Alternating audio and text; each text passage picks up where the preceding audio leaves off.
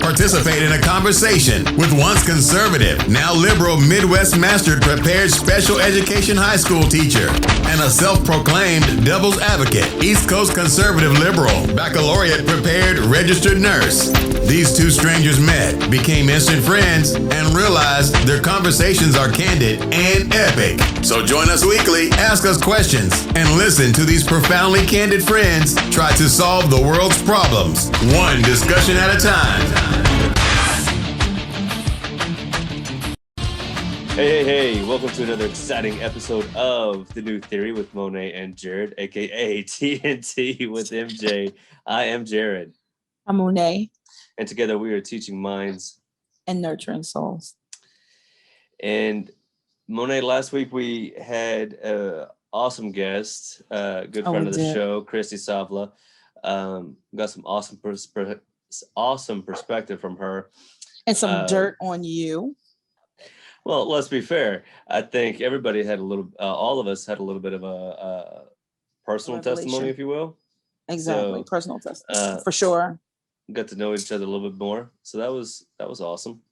All about love. So we look forward to having her back. I said 6 months in last week's episode.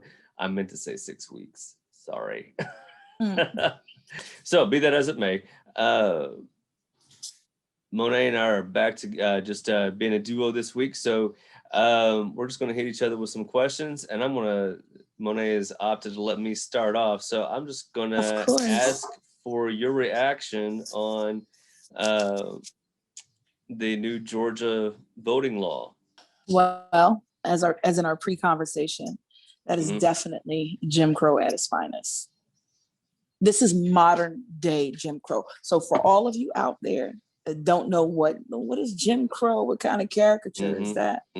Okay. This is what voter suppression is. I love when they had the Fox journalists talking about it and how they're like, we need voters with their ID. We need voters with, hey, we're all Americans. Like, let's be intelligent about it. Y'all like to hear surface bullshit. The reality is if a person doesn't have their ID, okay, it's because they probably don't have their birth certificate, because they're probably in a transient situation. And sometimes when you move a lot, you do miss vital documents. So why don't we help these American citizens get their documents so that they can get IDs, so they can vote? Let's ask these questions instead of being spoon-fed bullshit and being told constantly, okay, if we're gonna vote, you should be a citizen. Yeah, okay, fine. Okay, hey, fine. If you live here, let's get the documentation you need. So let's then facilitate the means for us to get these documentation. Yeah. But see, no, y'all don't want to deal with that shit. Y'all want to sit here and say you can't give people water. And didn't you point out, what's her name from The View? She said, well, in New York, when people are in voting lines, Meghan McCain said they can't get water. I said, but you're talking about a city that has public transportation from corner to corner. You're talking about a city that has means for people to be able to get to voting stations. They have more voting stations because they have a larger population. Yeah. Okay. So if that's the case, you can't compare Georgia when they live in rural areas. They've really condensed the vote. I mean, are we talking about critical thinking? Are you pandering to ignorant, stupid people? Are you trying to elevate, educate, and inform? I'm real shit. Right. So you're going to sit here and tell people, oh, well, they need IDs and you can't give them water. Well, if you have them waiting for 3 and 4 hours, what are you doing? Yeah. You're not acknowledging that.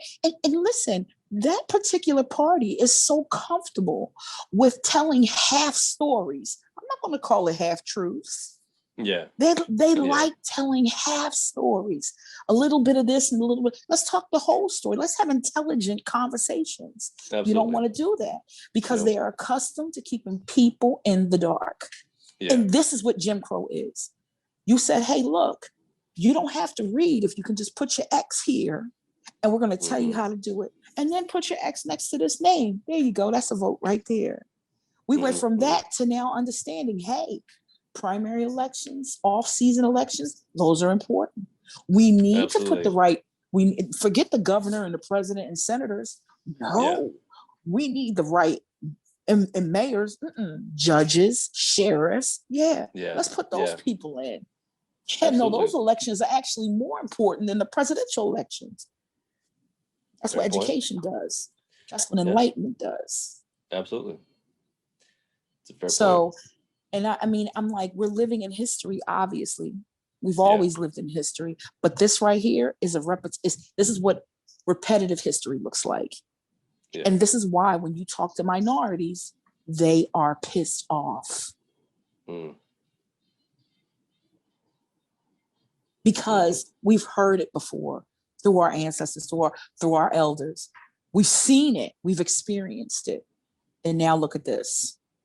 And now the woke people, and that's everyone that has at least a nano consideration and concern for others, they're starting to ask questions. Yeah. It's the greatest tool to enlightenment is to ask questions. How do we teach our children to talk? How do they learn? They say, what's this? What's that? What's this? Yeah. And then look at the southern states. Look at all the Republican states that want to squelch that and stop that. What were we talking about earlier? Governor, what's his name? Your governor? Your idiot governor? Oh, yeah. Good old Asa. What the fuck is wrong with him? What the fuck is wrong with him? You just hate.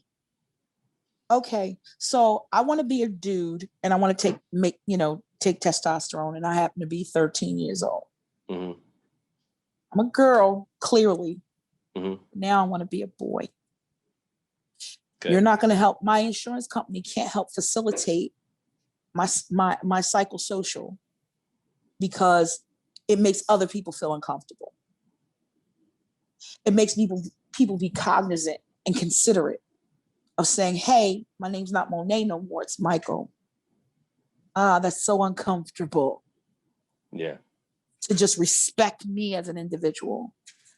Listen, people take advantage of situations if that's your argument. But for the masses, it's volumes. It speaks volumes. Yeah. For one person to feel comfortable in their skin. Jared, come on, let's talk some real shit now. Yeah. No, absolutely.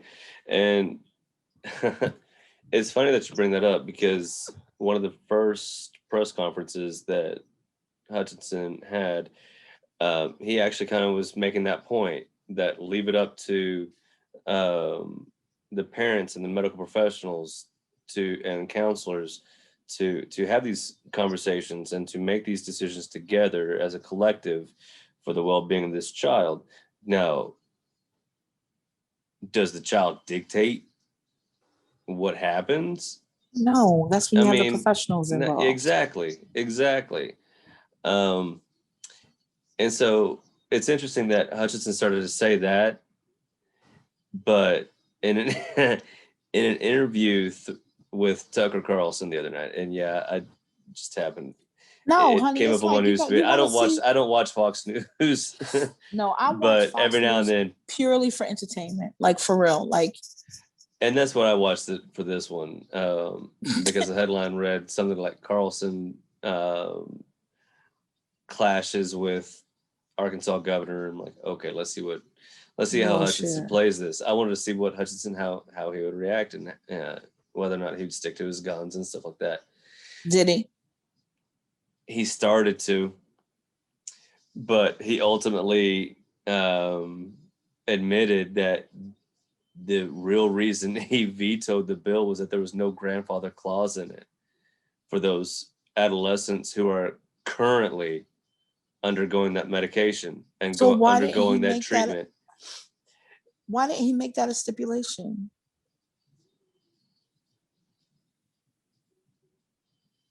I don't know. I'm just saying. He eventually let that be known that there was no grandfather clause for that.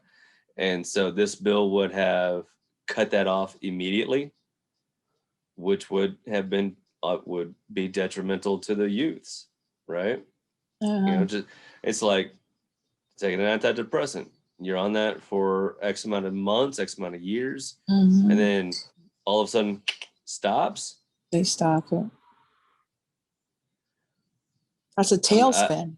It really is. You're like, I'm not a medical professional, but it's like taking blood pressure medication. Yeah. And you automatically stop it. You're gonna have rebound hypertension. Exactly. You're gonna have increased induced psychoses based on stopping it. Anything immediately. Yeah. Yeah. Just like if you stop the pill for women that take birth control, immediately their period will start because all the hormones that they've been suppressing are now forging and rushing back into the system. Yeah. Yeah. And so, again, that's ultimately why Hutchinson vetoed that bill, but that was bullshit though. But he's putting it under the guise of government overreach, and he did repeat that line on Carlson was it's government overreach. We're the Republican Party. We're the party of small government. We shouldn't be dictating medical decisions that should be left in the hands of parents and medical professionals. No. And so I'm like, okay, but he kept repeating that, but he also did admit that there's no grandfather clause. And so to do that to those children, adolescents, teenagers would be just absolutely detrimental. I think that's Jared is bullshit. It's bullshit. I mean,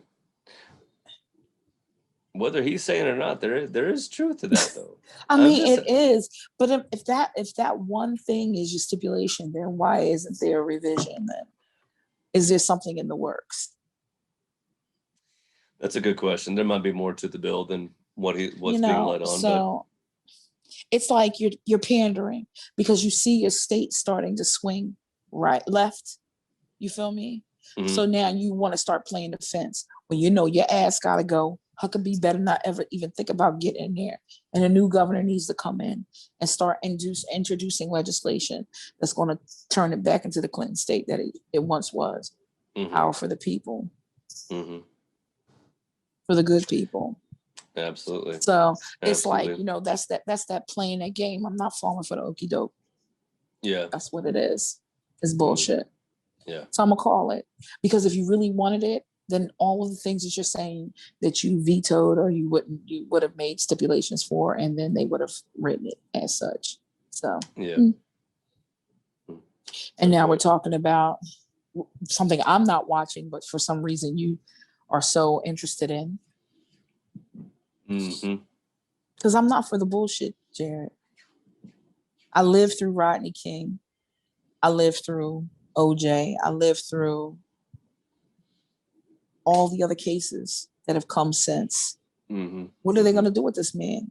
I mean, the thing is, what's pissing me off is if he was a real man, and I keep saying it, he would stand up and be like, I'm guilty, send me, I'm good.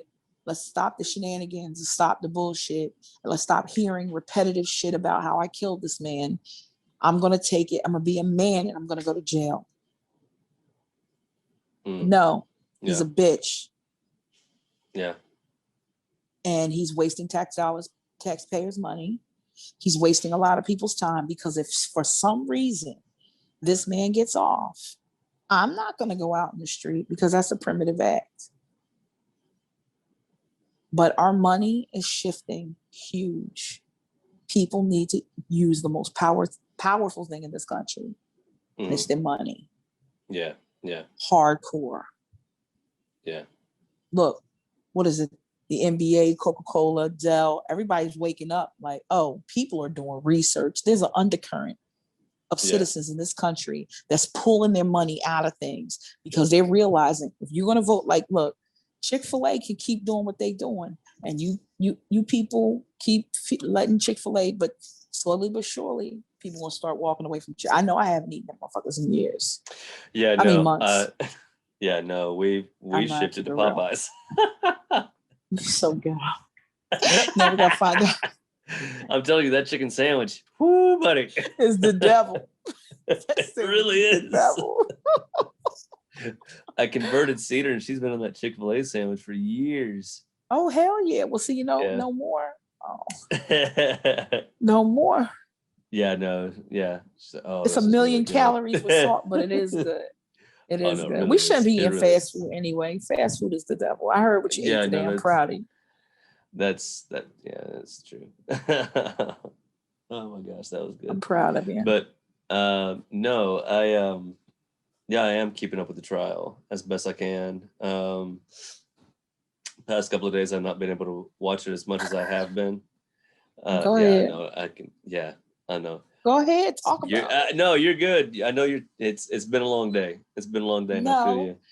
I'm just saying. But I can't compare nurse to a teacher. You're on your feet and attending to more people than I can. Listen, all I'm saying is, if you're going to sit here and if he had an ounce of masculinity test or self-respect, he would stop the bullshit and be like, I'm guilty. Yeah. I want to, I'm going to plead bargain. I'm going to do community service via jail for my life sentence that I'm about to serve. Yeah. Because I totally intended on killing someone that day, and then, make it good. Yeah. If that's the only thing that would lead to some form of America is changing, and we need to look at his act as an act of what do you call it? Chivalry. well, the prior act was definitely murder. Oh, I don't. Yeah, I'm sorry. But his act right now would relatively redeem him. Cowardice. Yeah. Yeah, he's very cowardice, and anyone that agrees with that shit, that agrees with him and wants to pull up the fact that he was the what's his name? The one that died. Oh, really? You have to fucking understand. No, I'm tired. Yeah, no, you're good. I'm sorry. No, Floyd was a criminal and drug addict and all that shit. Fuck all that. Yeah. It has nothing to do with it. Yeah, because it's not the victim on trial. And no, the victim's not on trial. It's not the victim on trial at all. It's Chauvin on trial. Now, I will say this. So this is. Let me give you a Ray. Can I try to give you a Ray Hope? Slim, cautious Ray Hope. They had a pulmonary and crisis intervention crisis somewhere or another, but a pulmonary expert and a forensic pathologist. Thank you. Yeah, sorry. That's my job. So they had a couple. They definitely had a couple of experts on the stand today, and basically, they both said the same thing, that Floyd died as a result of lack of oxygen, as a result of the knee on the neck. Asphyxiation, exactly. And hypoxia. Also testified that, based on their expertise, especially the forensic guy, forensic toxicologist. That's who it was. Forensic toxicologist. Looking at his chemicals, like lactic acid that built up and shit like that. And the drug intake and all of that. Yeah. The drugs had nothing to do with it. We don't even have to, and that's the shenanigans and bullshit I'm talking about. Like, why? But now you have it on record from an expert, is all I'm saying. I know, but it's like, why do people need that, Jared? Why do we need that? This is this is how we analyze this whole situation, this charade. Why do we even need to go this far? This is almost where that primitive shit does come to surface with me. And I'm like, let's do some public execution and kill that motherfucker like he's supposed to. Let's kill him like he killed him. Real shit. It's like... No, you're good. No, I feel you. I do. And I know you're against capital murder. Remember I used to work in prison, and I told you there was a couple. I'm like, why are they still breathing and why are we feeding them? Yeah. But it is what it is. Mind you, I told you it was like 98% of them. I was like, can we just open the doors and let them go home? Because this is bullshit. Yeah. It was that very small, like prisons should not be as enormous as they are in America, but. Yeah. Well, I wouldn't say 98%. I would definitely say about 75%. But go ahead. I would think that. No, I was just going to try to say that based on the testimonies today and stuff like that, that today should have been the very first day for the prosecution's case. Done. Day one, we're good. We're good. Just everything. Go ahead, defense. What do you got? Exactly. You know, devastating. Yeah, last week was just was all character build. You know, and laying foundation of who Floyd was. Yeah, that was the show. The past couple of days have been the real shit. Well, I mean, yes, because you're getting like the scientists and the because experts. You can't coming refute in. that. You can't refute that. You shouldn't. But still, I digress and I say, why are we even going that far? So I have to share. All right, share. Because it hit me hard when I realized what the guy said as I was watching what was going on. So they were showing a video of Floyd. Yeah. As his eyes are closed, he's non-responsive. And so you can imagine the scene, right? Yeah. Chauvin still has his knee on the guy's neck, on Floyd's neck. The pulmonary expert points out, and that's when the life left Floyd. I'm like, wow. Do you think that'll wake the people up that need to be woken up? I hope so. But all is all. I'm telling you, when I listen to my 36-year-old and what I love about it is the defense can't say anything about it. They can't argue that, because this is a guy who is an expert in lungs and pulmonary function. He knows what it looks like. He knows what he's looking for. Exactly. I'm just mortified. So I'm just hoping that's a nail in that coffin. You know. I hope they give him a life sentence for wasting that life. And then you got the forensic toxicologist saying that, yeah, no, it doesn't matter. There wasn't enough in the system to make to by the time everything occurred, the drugs didn't take effect. So what argument you got? You know? None. So I'm sorry, Jared. Nah, I mean,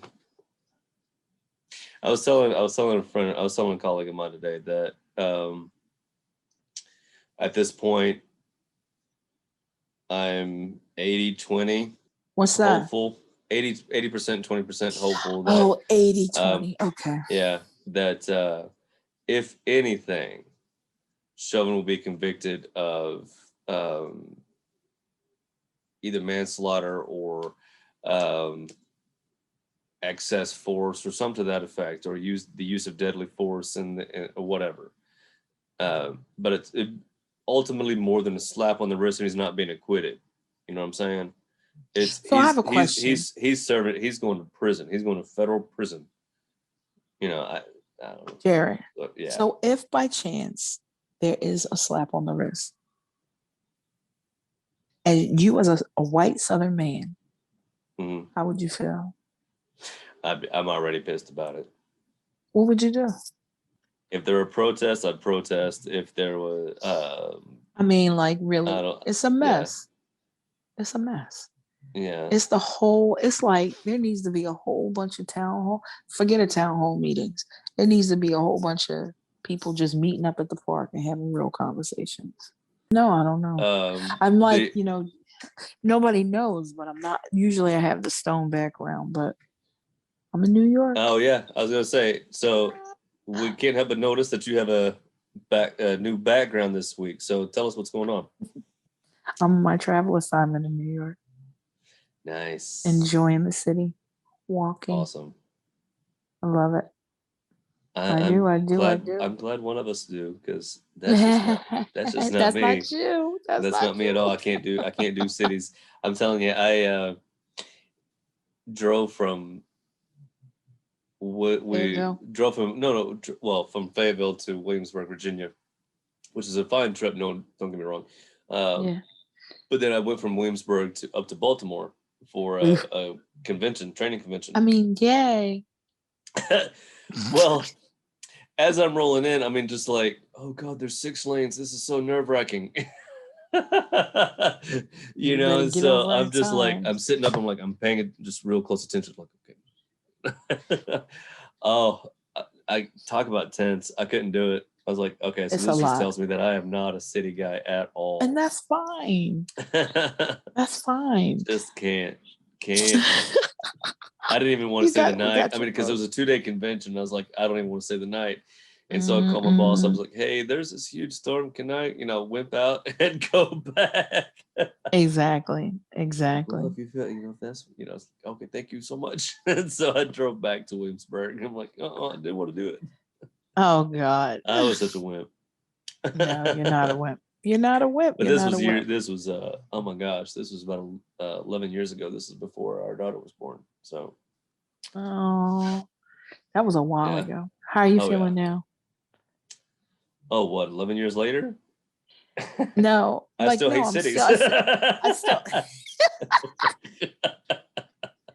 And there's nothing wrong with it. There's nothing wrong with it. Yeah, that ain't gonna change. Mm-mm. Sorry, I'm continuing. Because it's an involuntary response to my laughing.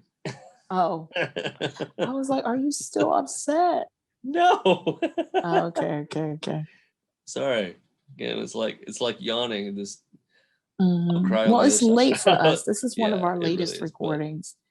Yeah, we never record this late. We normally record early in the evening, right around supper time. Yeah, where we're still kind of spry. All right, you got enough energy to give us a final word?